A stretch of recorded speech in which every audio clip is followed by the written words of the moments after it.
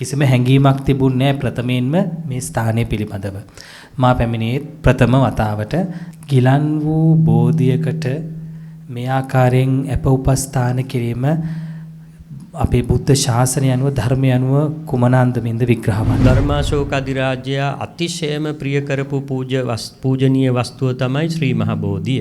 දෙමළ දේවියක් විසින් ඒට විසකටු ගැසීමෙන් ඒට බොහෝ ප්‍රතිකාර කළා. නමුත් ශ්‍රී මහ බෝධිය අපවත් වී ගියා. එයින් පැන නැගුණු දක්ෂිණ ශාඛාව ලංකාද්වීපයේ පිහිටි නිසා තමයි නැවතත් දඹදිවට අනගාരിക ධර්මපාලතුමාගේ කාලේ නැවත ශ්‍රී මහ බෝධි අංකුරයක් තමයි නැවත දඹදිවට ගෙනිච්චේ. අද තියෙන ශ්‍රී මහ බෝධිය පිහිටි තැන රෝපණය කර තියෙනවා. ශාස්ත්‍රවරයන්න් වහන්සේ ඒට පිටදුන් පමණින් එය බෝධිය කියන නාමයට හැරෙන්නේ කොහොමද? ඒ විශේෂත්වය කුමක්ද? මේ බෝධි කියන බුදුරජාණන් වහන්සේ සම්මා සම්බුද්ධත්වයට පත්වීමට යම් වූ බෝධියක් ඕනෑම බුදු කෙනෙකුට අතීතයේද යේපිතේ භික්කවේ අතීත මද්දානං අහේසුන් ඒ කියන්නේ අතීතයේ බුදුරජාණන් වහන්සේලාටත් මේ බෝධිය මේ ලිසම උපකාර වෙනවා. මතු අනාගතයේද පස්මරුන් දිනා ලෝතුරා බුදු වෙන සියලු බුදුවරුන්ටත් මෙසේ බෝධියක් පැන නැංවෙනවා.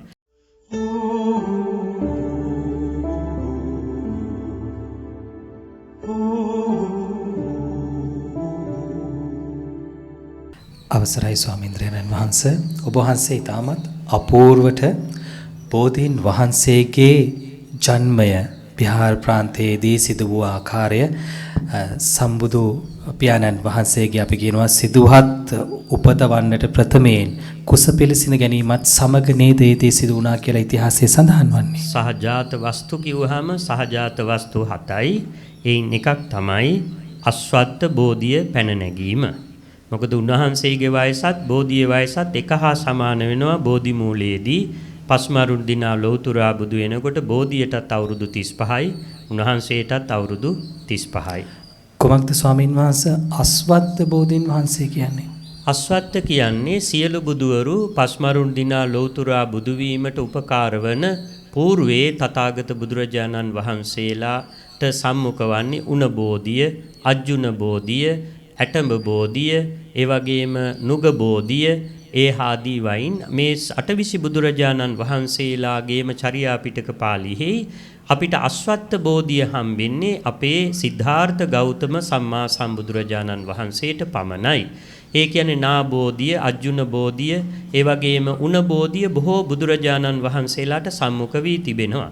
ඒ වුණාට මේ අස්වත කියන නාමය ඇසතු කියන අපි සිංහල අරස පාලි වචනයෙන් අස්වත්ත කිව්වට සංස්කෘත ශ්ලෝක තියෙනවා අස්වත බෝධිය ගැන. බෝධිය ස්පර්ශ කිරීමෙන්ද, ඇල්ලීමෙන්ද, නැහැවීමෙන්ද, පිදීමෙන්ද ඓශ්වර්ය සැලසෙන බව හින්දු ශ්ලෝකවල තිබෙනවා ඒ හින්දු ක්‍රමයට.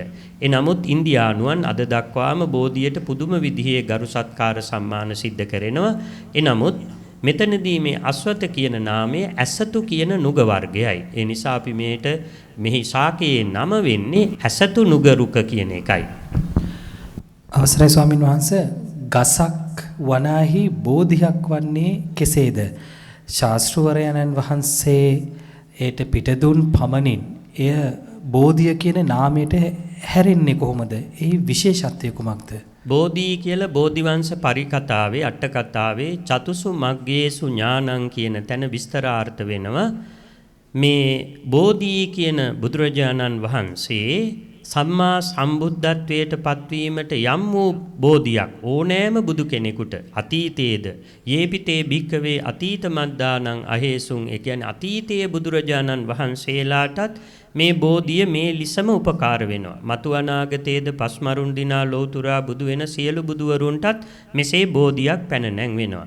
මේ බෝධිය ලෝතුරා බුද්ධත්වයෙන් පසුම තථාගත බුදුරජාණන් වහන්සේට උපකාර වූ බැවිනුත් දින 7ක් බෝධිය සමීපෙහිම තමන් වහන්සේ ධර්මයේ මෙනෙහි කළ බැවිනුත් ධර්මයේ මෙනෙහි කරා තමන් වහන්සේ දෙවනි සතියේදී අනිමිස ලෝචන පූජාවෙන් ඒකයි අර ගාථාවේ කියන්නේ යෝ යන් දුමින්දං යති නන්දනේන සම්පූජිතං පූජයතේ සපඤ්ඤෝ ඒකාන්තේම ලෝතුරා බුදු සම්මා සම්බුදුරජාණන් වහන්සේ දෙවන සතියෙහි පස්පැහැදිස්නා නේත්‍රයුග්මෙන් සතියක් බෝධිය පුදනු ලැබූ කල්හිද තථාගත බුදුරජාණන් වහන්සේ විසින්ද පුදුනු ලැබූ බෝධිය යම් කෙනෙක් මෙසේ පුදත් ඒ නිසා මේ බෝධිය ලෞතුරා බුද්ධත්වයට උපකාරී වූ බැවින්ම ඒ වෘක්ෂය බෝධියයි කියනවා.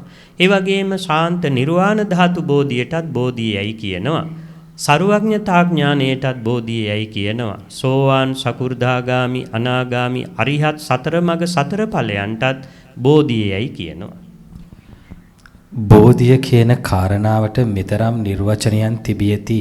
සමහර වෙලාවට නොදැනුවත්ව හෝ අප ඒ පිළිබඳව වඩා වැඩි ඥානයකින් පළල් දෘෂ්ටියකින් බලන්නේ නැහැ. එහෙම වන්න වර්තමාන සමාජයේ හේතුව කුමක්ද ස්වාමින් වහන්සේ? සාමාන්‍ය මිනිසයන් අපි පැරණි කාලයේ දැකලා තියෙන බෝධිය ළඟ බුලත් කොළ 9ක්, රතු මල් ටිකක්, සතේ කාසි ටිකක්, පහන් 9ක්, කළුම කළු අපිරිසිදු ග්‍රහ පූජාවක් වශයෙන් තමයි ලංකාවේ පැරණි මිනිස්සු බෝධි පූජාව ලෙස මා දැක තිබෙන්නේ. නමුත් ධර්මාශෝක අධිරාජ්‍යයා මුළු ජම්බුද්වීපයේම බෝධිය පුදුනු ලැබුවේ නම් නැවත දෙවන පෑතිස් මහ රජු විසින් ලංකාද්වීපයේ 9 වාරයක් 10 වාරයක් විතර පූජා කළා තියෙන. ඒ වැඩි වාරයක් පූජා කළා තියෙන ශ්‍රී මහා බෝධියට. එනමුත් ශ්‍රී මහා බෝධිය දැන් ධාතුන් වහන්සේලා වගේම නෙවෙයි. මොකද බුදුරජාණන් වහන්සේ ජීවමාන කල්හිම වැඩ සිටියා. එහි විශේෂත්වය වන්නේ බුදුරජාණන් වහන්සේ පරිභෝජනය කළ බැවින් ඒ පාරිභෝගික චෛත්‍යද සිද්ධ වෙනවා. ඒ නිසා පැරණි අපදාන පාළියේ තියෙන බෝ පොතු බෝ ගහෙන් ගිලිහෙන පොත්තක් පවා කරඬුවක තබා වැඳුම් පිදුම් කිරීමෙන් අනේක ආනිසංස ලැබුණු බව. බෝධි පූජා අපදාන පිළිබඳ කතා ආනිසංස අප්‍රමාණව තිබෙනවා. එතකොට පළල් බෝධියට පූජාවක් වැද්දෙක් පැවැත්වූ බව අත්තදස්සී සිද්ධාර්ථ ආදී බුදුරජාණන් වහන්සේගේ කල්හි ඒ පාටලී පළල් රුකට ඒ විදිහේ මහත් පූජා පැවැත්වූ කතාව මහත් වර්ෂාවේ සංකනාද පිඹීමෙන් එක් ස්වාමින් වහන්සේ කෙනෙක් බෝධියට පූජා පැවැත්වූ බවත් පසඟතුරු පූජාවන් බෝධිය ළඟ මහත් වූ හේවිසි හොරණෑ දවුල් ආදිය පංචතූරේන ආදියෙන් පිදූ බවත් මල් නැතුව එක් ස්වාමින් වහන්සේ කෙනෙක් ඛණ්ඩ සුමන අපදානේ පෙති ගිලිහි ගිය කැඩුණු පෙති පූජා කිරීමෙන් ආනිසංස ලැබුණු බවත් අනේක කතා තියෙනවා. මේකේ පළවෙනි කාරණේ තමයි මිනිසයන් බෝධිය කියන්නේ කවරක්ද කියන නොදැනීමයි ඒට හේතුව. තථාගතයන් වහන්සේට අනුරූපව බෝධීන් වහන්සේ පුද ලබන්නට සම්බුදු පියාණන් වහන්සේගේ සුපුෂ්පිත මුව කමලින්ම දේශනා කරපු ස්ථානයක් එහෙමසෙත් නැත්නම් එකේ කාරණාවක් පිළිබඳව දෘಢසේ තිබෙන්නේ කොහොමද? ඒක තමයි බුදුරජාණන් වහන්සේ අනද මාහිමියන් වහන්සේ කාලිංග බෝධි ජාතකයේ තමයි බෝධි පූජාව පිළිබඳ විස්තරාර්ථ දේශනාවක් තියෙන්නේ මේ ජාතක පාළියේ කාලිංග බෝධි ජාතකයේ. කාලිංග බෝධි කියන සක්විති මහරජු බෝධිය නැතුව බෝධි මණ්ඩලයට මල් කරත් 84000ක් සුවඳ වර්ග 84000ක් සියලු ද්‍රව්‍ය වලින් චාතුක් මහද්වීපක වැසියන් ලවා දින 7ක් තනකොළවත් නැති බෝධියක් නැති බෝධි මණ්ඩලයේ වැලි පමණක් ඇති දක්ෂිනාවෘතව සියලු වෘක්ෂයන් කැරකී ඇති මේ ස්ථානයට එතුමා අහසින් Tamanගේ මව්පියන් උපස්ථානයට හිමාලයට යන වෙලාවේ කාලිංග බෝධි සක්විති රජුගේ ඇතු ඒ උඩින් යන්න බැරි වුණා. ඇතු මෙහෙවන අතර අංකුශයෙන් අනින්න ඇතු අපවත් වී ගිය ඇතුගේ මලකුණ බිමට පතිරුණා. නැවත ඇතෙක් පැමිණියා. උපෝසත කුලයේ මේ සක්විති රජෙක් බැවින් මේ අවස්ථාවේදී කාලිංග බෝධි සක්විති මහරජුට සිටියා කාලිංග බෝධි කියන පුරෝහිතතුමා.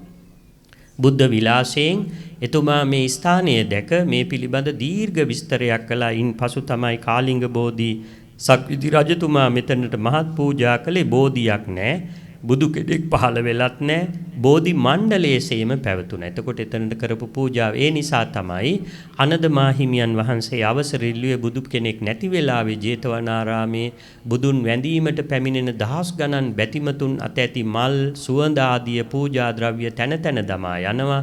සර්වඥයන් වහන්සේ පිදීමට සුදුසු දෙයක් කරන හැටියට බුදුරජාණන් වහන්සේගෙන් ඉල්ලා සිටකොට තමයි බුදුරජාණන් වහන්සේ ආනන්ද බෝධි රෝපණය අනුදැන වදාළේ. ඒ නිසා ආනන්ද බෝධි මුගලන් මහරහතන් මහරහතන් වහන්සේ තමයි ශ්‍රී මහ බෝධිය තියෙන තැනට ගිහින් සිවුරෙන් ගිලිහෙන බෝ ඇටයක්ගෙන රෝපණය කරන්නේ බාර දුන්නේ සුදත්ත සිටුවරයාට. මොකද රජ කෙනෙකුට දුන්නේ නැත්තේ රජවරු වෙනස් වෙනකොට බෝධිය කපනවා. ඒක දන්නවා. ඉදත් ඒ විදිහමයි. ඒ නිසා තමයි සුදත්ත සිටු ලවා බෝධි රෝපණය සිද්ධ කළා. එතකොට සිටුවරයෙක්නේ රජුට නැත්නම් කොසල් මහ රජුට එන්න කියනවා. කරේ නැහැ. ඒ වුණාට විශාල ජනකායක් රජදරුවෝ සිටුදරුවෝ කොහොම ඇවිල්ලා ආනන්ද මාහිමියන් වහන්සේ බෝධි රෝපණය කොට එය පැන නැගිච්ච අවස්ථාවේ මේ වෙලාවේ මේ බීජේ පැලවෙලා උඩට නැගී 55 රියන් කඳ ඇතුව අතු බෙදී සාරි ලස්සනට ඒකේ විස්තරයක් තියෙනවා.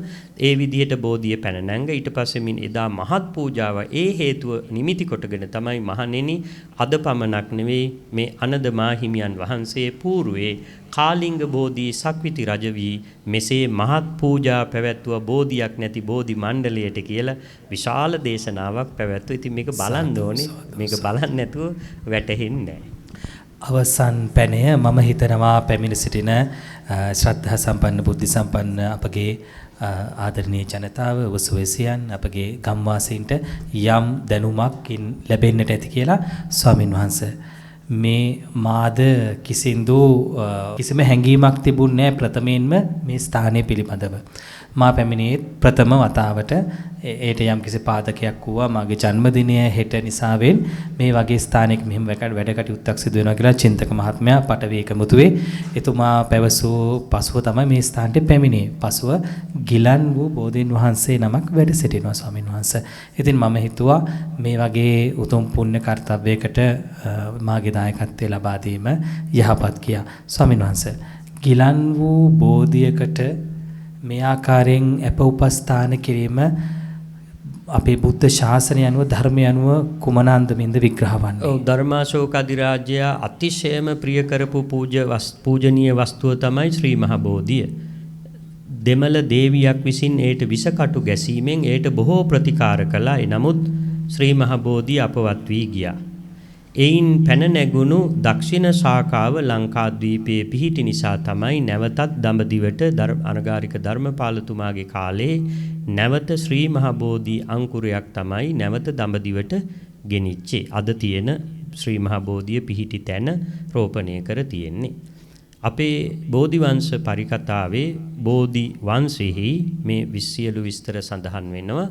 එතකොට අපේ බෝධිය අවුරුදු 2300 ගණනක් නිරුපද්‍රිතව පවත්වන්නේ එය සුදුසු විදිහට බුදුරජාන් වහන්සේ අදිෂ්ඨාන කළ නිසා අද දක්වාම ශ්‍රී මහ බෝධියට ප්‍රතිකර්ම කෙරෙනවා. මොකද එය අත්තක් නිසා මුදුන් මුලක් නැහැ. බෝධිය බීජ වලින් හටගන්න නිසා මුදුන් මුලක් සහිතයි. අත්තක් නිසා ඒට මුදුන් මුලක් නැහැ. ඒ නිසා තමයි ගොඩක් ආරක්ෂා කරන්න ඕනේ. බෝ පැල එයින් පැන නැගිච්ච අෂ්ටඵල රුහ බෝධිය විශාල සමහර අයතයි ශ්‍රී මහා බෝධිය අර තරම් විශාල වෙන්නේ නැත්තේ. ඒ අත්තක් බැවින් බෝ අතු පැලවෙනවා. කිරි නුග ගස්වල කොස් අතුත් පැලවෙනවා. මේ ශාක විද්‍යාව අනුව කිරි ඇති ශාකවල අතු ඔක්කොම පැලවෙනවා. ඒ නිසා මේ බෝධියට උපස්ථාන එහෙම අසනීප බෝධි වලට උපස්ථාන කිරීම ලංකාද්වීපයේ ඈත කාලයේ සිටන් කරලා තියෙනවා. දඹදිව තලෙත් කළලා තියෙනවා. නමුත් සමහර අවස්ථාවල ඒක බැරි වෙලා තියෙනවා. අද වෙනකන් ශ්‍රී මහා බෝධියට පේරාදෙණි විශ්වවිද්‍යාලයේ උද්භිද පරීක්ෂණ ආයතනයෙන් ඒගොල්ලන් උපස්ථාන කරනවා. මේ බෝධිය සම්බන්ධයෙන් පැරණි උතුමන් කරලා තියෙන මම දැකලා තියෙන හුඹස් මැටි ගහනවා. බෝධිය දිරාගෙන යනකොට ඒ තැඟවල හුඹස් මැටි අනලා ගහනවා. ඉතින් බෝධිය පස් ඉවත් කරනවා, කඳ සෝදනවා, පිළිල ඉවත් කරනවා. ඒ ඔක්කොම බෝධිය අනවශ්‍ය අතු ඉවත් කරනවා. ඒ කියන්නේ මුල තියෙන අනවශ්‍ය අතු. ඊළඟට බෝධිය මේ ඒකට චෛත්‍යයට අතු නැමී තියෙනවා නම් අනිවාර්යයෙන්ම බෝධි අතු ඉවත් කරන්න පුළුවන්. විහාරයට චෛත්‍යයට නැමී තියෙනවා නම් ඒ අතු ඉවත් කළ හැකි වෙනවා. නැතුව බෝධියට එහෙම අත තියන්න බෑ. ඉතින් බෝධිය පිළිබඳ උපස්ථාන මේ ඉස්සර මිනිස්සු ඔය නොයෙකුත් සුවඳ කුඩු කෙමිකල් වර්ග දැමීම නිසා තමයි බොහෝ තැන්වල බෝධි අපවත් උනේ. ඒ පසට එකතු වීම නිසා කිරි වලින් නාවනවා, දිලීර හට ගන්නවා. ඉන්දියාවේ නම් ඒක කරනවා. මේ කිරි වලින් නෑවීමෙන් සිද්ධ වෙන්නේ අර ශීර වල තියෙන මේ සත්තු ඒ කියන්නේ පලිබෝධ හැටිලා ඉක්මනට අරක නරක වෙන්න පටන් ගන්නවා. ඒ පළවෙනි එක තමයි අපි යොදන ද්‍රව්‍ය නාවන. ඒක තමයි සෑම විහාරස්ථානයකම බෝධියට දාන වතුර නලය කානුවට දමා තියෙන්නේ. ඒ කියන්නේ බෝධියට යන වතුර එච්චර වතුර ඕනේ නැහැ. මොකද ඔක ඉන්දියානු මේ උෂ්ණ කලාපීය කොළ හැලෙන්නේ ඍතු භේදයට අනුව කොළ හැලෙනවා බෝගහේ. ඒ නිසා තමයි මේ අති උෂ්ණ ශාකයක් නුගරුවක්ෂයක එච්චර වතුර අවශ්‍ය වෙන්නේ නැහැ. ඉතින් අවසරයි ස්වාමීන් වහන්සේ. ඉතින් මම හිතනවා ඊටමත් යහපත් වූ අර්ථකථන මාලාවකින් ඔබේ මසැස වගේම මනසටත් ඒ දායක වූවා කියා නිසියාකාරව බෝධි වන්දනාවේ කෙසේද ආරම්භයේ බෝධියට අප ලබා දිය යුතු කරුත්වය අපි නිසියාකාරව ස්වාවබෝධයෙන් සිදු කරන්නට අපගේ ත්‍රිපිටකාචාර්ය කරණීය විපුල ඥාන ස්වාමීන්ද්‍රයන් වහන්සේ ඔබට පහදා දුන්නා. මෙතෙන් සිට එම උතුම් කාර්යය සිදු කරන්නට ඒ උතුම් වූ සද්ධර්මයේ විශ්වයට මුදා හරින්නට ඒ උතුම් වූ ස්වාමීන්ද්‍රයන් වහන්සේටම ඊ타ත්ම ගෞරවයෙන් මෙතෙන් සිට මෙම කටයුත්ත බාර කරනවා. අවසරයි ස්වාමීන් වහන්සේ.